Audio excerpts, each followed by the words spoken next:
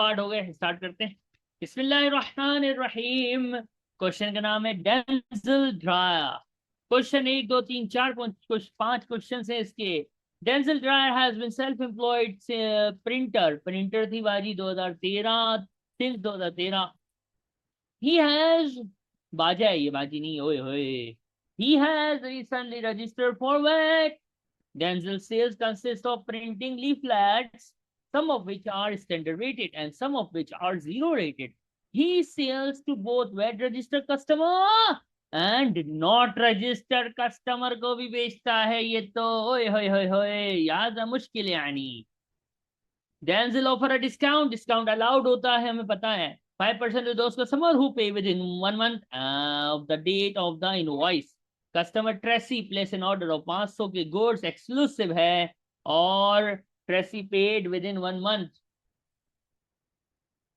All Denzil printer suppliers are purchase from VAT registered, यानी खरीदता registered लोगों से है। People limited, he pays by credit and receive and VAT invoice इसको मिलती है। ईयर खत्म हुआ इसका यहाँ। डेंजल ने कुछ प्रिंटिंग सप्लाईज खरीदी थी 800 इंक्लूसिव पे, और Denzel also purchase some office supplies cash के ऊपर अदर लोगों से, वो भी इंक्लूसिव है, विदाउट रिसीविंग इनवॉइस नहीं आई है उसकी। All of those purchase are standard rated. Denzel does not use the annual accounting, तो बता क्यों रहा है, बोल क्यों रहा है, बोल क्यों रहा है। हमें पता है बाय डिफॉल्ट जो है वो नॉर्मल अकाउंटिंग होती है से 1 महीना 7 दिन वाली, फिर भी होशियार बोल रहा है। खैर चलो भाई नोट्स पढ़ते हैं। Output tax is only due in respect of the standard rated supplier, बिल्कुल सही है। आप अपना आउटपुट टैक्स आगे अपनी प्राइस से अलग करके आगे से क्लेम करते हो ना, यानी फाइनल कंज्यूमर से क्लेम करते हो, ये उसी वक्त कर सकते हैं जब क्या होता है, जब क्या होता है, स्टैंडर्ड रेटेड होता है, तभी होता है ना भाई। Output tax is only due in respect of standard rated suppliers. Standard rated supplier अगर नहीं होगा तो आउटपुट आपको अपने मसले में आ जाएगा। फिर क्या है, ये ट्रू है। Incorrectly classified a supply as a zero rated would not remove Denzel liability to pay the output VAT, which is calculated on actual price charge. This would then be an additional cost to business. क्या इतनी भारी English बोली है इसने, क्या कह रहा है, हाँ बताओ ना क्या कह रहा है। कि अगर क्लासिफाई करता है जीरो रेटेड को गलत, तो जो इसका आउटपुट बनता है वो तो रहेगा ही रहेगा, लेकिन इसको एडिशनल कॉस्ट लगेगी। कैसे, आसान करूं, आसान करूं, सुनो। अगर इस जीरो रेटेड होता है तो आउटपुट नहीं होता, लेकिन इसने गलत क्लासिफाई किया तो इसे आउटपुट दे देगा। आउटपुट दे देगा, जो देना नहीं था वो भी गवर्नमेंट को दे देगा। तो जो देना नहीं था, जो खर्चना नहीं था वो खर्च जाएगा। तो चरिया आदमी है क्या, क्यों एक्स्ट्रा खर्चा कर रहा है ओए, सही बात है। फिर यही कह रहा है ना ये, कि अगर गलत क्लासिफाई करोगे तो गवर्नमेंट को एक्स्ट्रा पैसे दे दोगे जो देने नहीं थे, ठीक है, एक्स्ट्रा कॉस्ट है हमारी। ओके, अगला क्या। The type of supply whether standard rated और zero rated has no effect on the recovery of input VAT. Zero rated में भी इनपुट होता है, स्टैंडर्ड रेटेड में भी इनपुट होता है, कोई फर्क ही नहीं होता, खलास।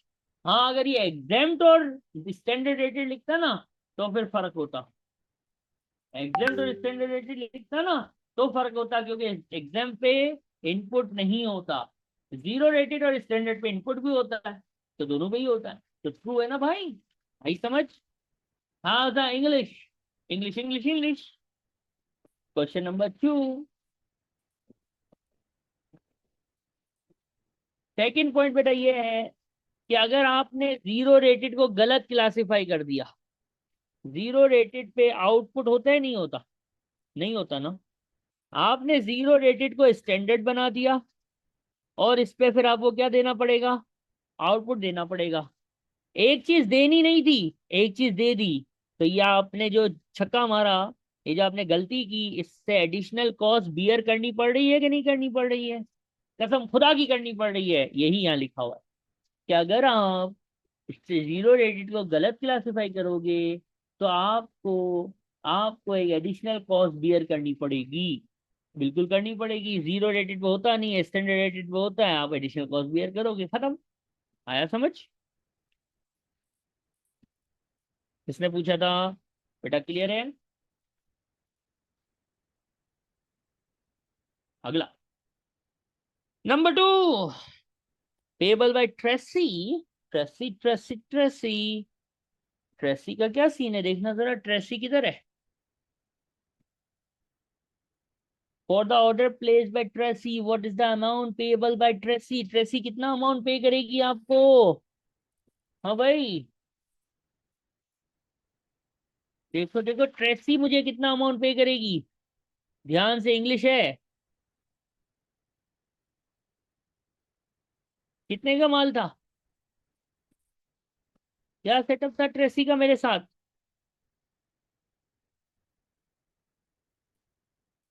500 का था पक्का? ओके, 5% डिस्काउंट है, तो 95% लू, इसी तरह मैं करता था ना हमेशा। इसका मतलब कितना अमाउंट आ गया? 475। ये क्या है? नेट है ना? क्या है? नेट है ना भाई? Has a net. ट्रेसी मुझे क्या पे करेगी ये पूछ रहा है, ट्रेसी कितना पे करेगी? तो यार, gross is equal to net plus tax. 475 net है, हमेशा कस्टमर टैक्स भी देता है ना, तो 475 पे टैक्स कितना निकलेगा बेटा लोग? 20/120 निकाल लो, या 20/100, सॉरी। या जिसको ज्यादा अच्छी मैथ्स आती है वो डायरेक्ट भी कर सकता है कि सर मैं 120 डायरेक्ट निकाल लेता हूँ, तो मेरे पास डायरेक्ट भी आंसर 570 आ जाएगा। क्योंकि रिसीवेबल अमाउंट जो होती है वो विद टैक्स होती है ना यार। बी आंसर है, किसका बी आया था? किसका बी आया था और किसका नहीं आया था? स्पेशली जिनका नहीं आया था बी, उनको कोई प्रॉब्लम है? कस्टमर से हमेशा ग्रॉस ही लेना होता है बेटा, ये अकाउंटिंग है, याद करो, रिसीवेबल डेबिट ग्रॉस से, सेल्स क्रेडिट नेट से, और आउटपुट टैक्स क्रेडिट होता था टैक्स की अमाउंट से। एफए, एफए, अल्लाह पाक आपके एफए के टीचर की मगफिरत फरमाए। यही था ना, ग्रॉस अमाउंट हमें लेनी होती है कस्टमर से, और उसमें से अपना ये होता है और बाकी किसका होता है? गवर्नमेंट का होता है। अल्लाह, अगला हुआ ये क्वेश्चन नंबर 2 के बाद 3 आएगा ना, तीसरा कहाँ गया? तीसरा क्वेश्चन कहीं गुम गया है। आजा बेटा, तीसरा सवाल किधर है तू? आजा, अभी ले आते हैं।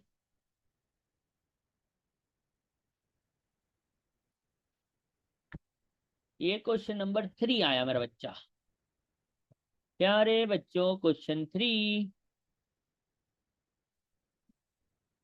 बेटा 10, 2 CGT के क्वेश्चन और करने हैं, फिर छुट्टी।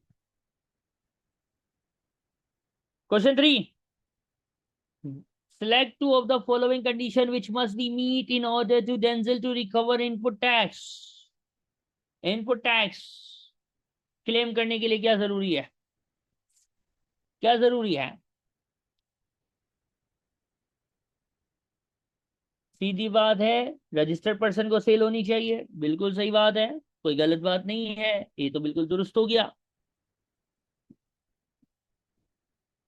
और वेट क्लेम करोगे, इनपुट क्लेम करोगे, तो कोई डॉक्यूमेंट्री एविडेंस, वेट इनवॉइस होनी चाहिए कि नहीं होनी चाहिए? कोई डॉक्यूमेंट्री एविडेंस के बगैर गवर्नमेंट आपको रिफंड कर देगी? हमारी रिश्तेदार है गवर्नमेंट। वेट इनवॉइस भी होनी चाहिए और बंदा रजिस्टर्ड भी होना चाहिए, खत्म। 2 ही पूछे थे और पहला और दूसरा ही सही है, लेकिन तीसरा क्यों गलत है? क्रेडिट कार्ड से खरीद, ऐसी तो कोई बात हमने बोली ही नहीं। प्राइवेट और बिजनेस यूज, ऐसी भी कोई बात हमने नहीं बोली। क्या लिखा? और ये बात गलत है पता है, सब पे इनपुट होता है। अरे भाई, प्राइवेट यूज पे इनपुट क्लेम नहीं हो सकता है, हमें ये पता है। 100% बिजनेस यूज होता है तभी वेट क्लेम होता है, इनपुट क्लेम होता है, तो डी गलत है। और सी नाम की चीज तो हमने पढ़ी ही नहीं, कि क्रेडिट कार्ड की सेल होगी तभी इनपुट, ऐसा तो कुछ पढ़ा ही नहीं, तो बकवास है। ए, रजिस्टर्ड पर्सन होना चाहिए, बी इनवॉइस से सपोर्टेड होना चाहिए ट्रांजैक्शन, तो इनको टैक्स क्लेम होगा। तो 3 का आंसर हो गया ए एंड बी। 4 का आंसर किस किसने निकाला है? 4 का आंसर किस किसने निकाला है? दुआ, बेटा बेटा बेटा। Input VAT recoverable in respect of purchase of printing supplies and office equipment. Office supplies, sorry. Printing supplies और ऑफिस सप्लाईज। ये बेटा ये पढ़ना जरा, दोनों कंडीशन को पढ़ना। जिन्होंने 133 के अलावा किसी का कोई आंसर आ रहा है ना, ये दोनों रिक्वायरमेंट को पढ़ लो। ये दोनों चीजें होंगी तो इनपुट क्लेम होगा, वरना नहीं होगा। ठीक हो गया? तवज्जो से सुनना, तवज्जो। प्रिंटिंग सप्लाईज की बात कर रहा हूं, 800 है। सही है, इनवाइस इनवाइस सब है, 800 इंक्लूसिव है। तो 20/120 या 1/6 कर लो ना, आ गया। दूसरा है ऑफिस सप्लाईज, बेटा 167 वालों सुनो, लिखा हुआ है इनवाइस ही नहीं है।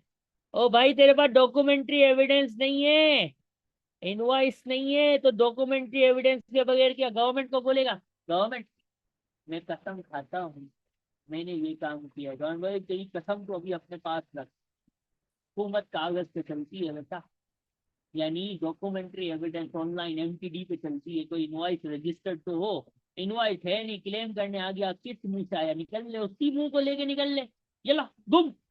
ओके, आई बात समझ बेटा? ऊपर वाले क्वेश्चन से कैसा लिंक बनाया देखा? जादू, हाजा जादू। आई समझ कि नहीं आई? 167 167 जिसका आया है उसको समझ आई? जो 2-3 लोग हैं, 2 लोग हैं 167 वाले, बेटा कुछ पूछ लो, जवाब मिलेगा। बाकी 133 वाले ही हैं। Two of the following statement which are correct in relation to issuing the VAT invoice. अरे भाई इससे आसान सवाल नहीं होगा, वेट इनवॉइस के बारे में बताओ। बी सही है। मैंने कहा था कि अगर 250 से कम का बिल हो तो सिंप्लीफाइड इनवॉइस इशू कर सकते हैं, ये तो पहले ही पकड़ लिया। अब ये पढ़ते हैं।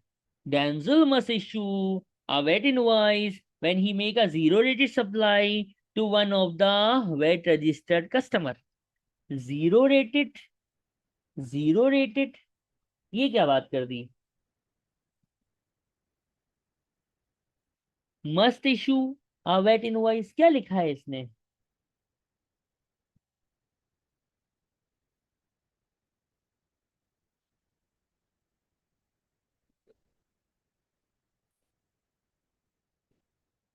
ये क्या है? सेल है ना बेटा?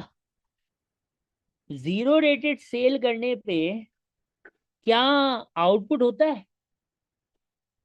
इनपुट होता है? क्या होता है, क्या नहीं होता, क्या नहीं होता है बताओ जरा।